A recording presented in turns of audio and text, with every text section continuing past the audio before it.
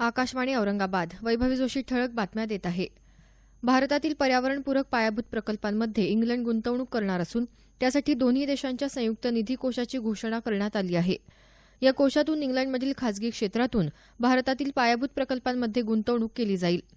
अर्थमंत्री अरुण जेटली आणि इंग्लंडचे अर्थमंत्री फिलिपी हेमंड यांनी नवी दिल्ली इथं यासंदर्भात झालेल्या बैठकीनंतर ही माहिती दिली.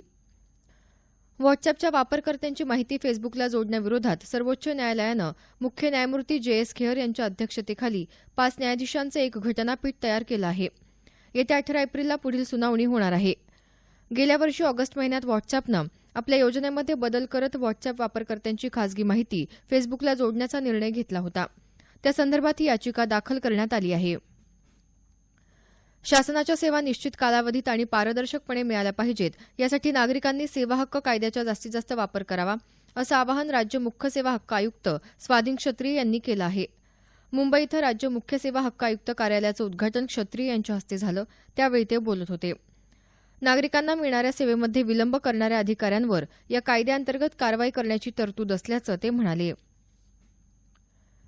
राज्यातल्या जिल्हा परिषदा आणि पंचायत समित्यांचे पदाधिकारी तसंच सदर कार्यालयाचे अधिकारी कर्मचारी यांच्याकरता निवासस्थानं बांधण्यासाठी 10 पंचायत समित्यांच्या निवासस्थानांकरता 7,26,36,00,000 रुपये इतका निधी वितरित करण्यात आला असल्याची माहिती ग्रामविकास मंत्री पंकजा मुंडे यांनी दिली. यात बीड जिल्ह्यातल्या परळी, केज, अंबाजोगाई आणि पाटोदा या पंचायत समितींचा समावेश आहे.